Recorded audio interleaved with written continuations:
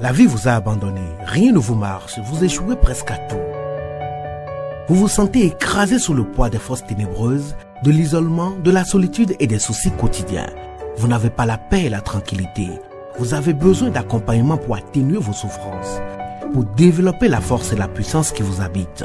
Suivez tous les matins Maître Maoulian Justin Dongbaoundé, grand initié aux lois et secrets de la vie. Avec Maître Maoulian Justin Dongbaoundé, vous allez abandonner vos solutions individualistes, source de vos malheurs et de vos errements. Vous allez découvrir la pensée métaphysique, seul gage de notre sortie collective du gouffre. Vous allez retrouver le chemin du mieux-être et de la joie de vivre. Message du Maître, un espace commun aux bâtisseurs d'une vie heureuse sur la terre. Mesdames et messieurs, hommes et femmes qui peuplent la terre, mes frères et sœurs bâtisseurs de tous horizons, en vos différents grades, degrés et qualités. Je voudrais prendre ici la parole pour exprimer à chacun et à tous ma profonde et sincère reconnaissance pour vos soutiens de tous les instants.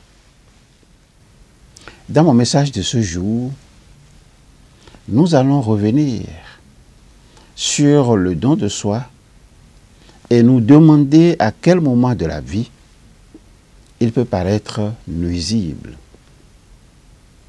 Bien que le don de soi puisse être extrêmement gratifiant, il y a des moments où il peut être nuisible pour notre propre bien-être. Si nous nous engageons trop intensément dans le don de soi, nous risquons de nous épuiser émotionnellement et physiquement. Il est essentiel de reconnaître nos limites et de prendre du temps pour nous-mêmes. Ne pas établir de limites claires dans ces relations de don de soi peut entraîner une surcharge émotionnelle. Le don de soi ne devrait pas signifier que nous nous négligeons nous-mêmes. Prendre soin de notre propre bien-être est essentiel pour être en mesure d'aider les autres de manière efficace. Soyez conscients de vos propres limites émotionnelles et physiques. Ne vous engagez que dans ce que vous pouvez réaliser de manière réaliste. Définissez des frontières claires dans vos relations de don de soi. Apprenez à dire non lorsque cela est nécessaire pour préserver votre bien-être. Ne négligez pas votre propre bien-être. Prenez du temps pour vous détendre, vous ressourcer et prendre soin de votre santé physique et mentale. Choisissez des causes et des activités qui vous tiennent vraiment à cœur. Vous serez plus motivé et satisfait lorsque vous travaillez pour des causes qui vous passionnent. Le don de soi est un acte puissant qui peut enrichir nos vies de nombreuses façons. En s'engageant à aider les autres, nous renforçons nos liens sociaux, nous développons la gratitude, nous améliorons notre estime de nous-mêmes, nous réduisons le stress et nous trouvons un sens accru de but et de satisfaction. Cependant, il est essentiel de pratiquer le don de soi de manière équilibrée, en connaissant ses propres limites, en établissant des frontières et en prenant soin de son propre bien-être. En suivant les conseils que je viens de vous donner, vous pouvez vous engager dans le don de soi, donc le don de vous-même, de manière épanouissante et bénéfique, contribuant ainsi à créer un monde meilleur pour tous. Le véritable don de soi vient avec la notion d'être au service de l'humanité. Ça peut être le simple geste d'un homme qui apporte son aide à une femme qui vient de faire juste une crevaison. L'homme qui est dans cet état d'être va tout simplement s'arrêter et vous n'allez jamais sentir de sa part que vous le dérangez, même s'il peut être en retard pour un rendez-vous. Dans l'instant présent, vous devenez sa priorité. Vous devenez la personne la plus importante du moment. Ça ne dure qu'un instant, le temps d'une crevaison. Mais c'est un souvenir que la personne gardera toujours bien vivant dans sa mémoire parce que elle aura senti la sincérité du geste.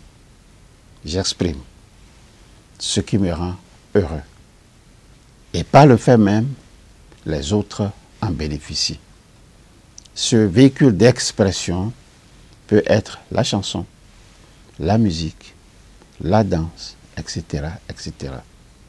Je citerai un exemple, une personne qui adore chanter. Elle le fait en premier lieu pour elle-même, parce que ça la rend heureuse. Les autres vont bénéficier d'entendre ces chansons. Si la personne qui chante a besoin de la reconnaissance d'un auditoire pour être heureuse, c'est que son ego a pris toute la place. La dépendance à l'appréciation vient de l'ego, qui a besoin de cette attention pour sentir qu'il a de la valeur aux yeux des autres. L'ultime bonheur arrive lorsque la personne chante pour son plaisir et pour le plaisir de son auditoire, que celui-ci soit composé de quelques personnes ou de milliers de personnes. Je parle ici d'une personne qui donne de façon démesurée à l'autre pour être aimée ou pour être reconnue. C'est le type de personne qui offre toujours son aide et qui a de la difficulté à trouver de l'aide lorsque elle en a besoin à son tour. C'est aussi la personne qui a de la difficulté à dire non lorsqu'on lui demande quelque chose qui va prendre facilement une charge de travail supplémentaire. Il vient un temps où cette personne sent qu'on abuse d'elle. Et c'est vrai parce que c'est un reflet de son abus face à elle-même. La personne a besoin d'apprendre à mettre ses limites pour s'aimer et prendre sa place au lieu de chercher à être aimé des autres. Nous allons nous arrêter ici pour ce jour, avec la promesse de revenir très prochainement sur un autre aspect du sujet qui nous préoccupe depuis quelques semaines. En attendant ce prochain message, que me reste-t-il à vous demander? Il me reste à vous demander de continuer à vous familiariser avec cette invocation simple. Invocation à répéter chaque matin, 5 heures de préférence et à intervalles réguliers de 2 heures jusqu'à 21 heures. Cette invocation, vous la connaissez déjà, mais nous allons y aller ensemble et accepter de répéter après moi. Au commencement était la pensée. La pensée se manifesta sous la forme d'idées. L'idée prend corps dans notre conscience et se traduit par la parole, le geste ou l'écriture. Cette parole projetée sur la matière devient notre action. Je suis donc pensée, parole et action. Alors, si regarder en arrière vous cause du chagrin et regarder en avant vous inspire de la crainte, je vous suggère tout simplement de regarder tout près de vous, à côté de vous. J'y suis. Je, c'est Lisette. L'ISEP pour vous accompagner dans vos désirs respectifs, d'apprendre à développer et transmettre des valeurs humaines et des principes de vie en étant simplement vous-même. L'ISEP pour vous accompagner, pour apprendre à partager vos connaissances sans contrepartie, les laisser cheminer dans l'esprit de vos proches afin qu'ils s'en servent pour améliorer leur perception du monde, pour améliorer leur manière de voir les choses, afin qu'ils s'en servent pour modifier leur façon d'être, modifier leur façon de concevoir la vie et modifier leur façon d'agir. Il est l'heure pour chacun d'apprendre à connaître le rythme de l'histoire. Participer avec enthousiasme à l'édification d'un monde de haute valeur spirituelle. Participer avec enthousiasme à l'édification d'un monde de haute valeur intellectuelle. Participer avec enthousiasme à l'édification d'un monde de haute valeur affective. Participer avec enthousiasme à l'édification d'un monde de haute valeur professionnelle, matérielle et sanitaire. Ensemble, pour gagner le pari des connaissances vraies, des connaissances justes, des connaissances libératrices. Au revoir. À bientôt.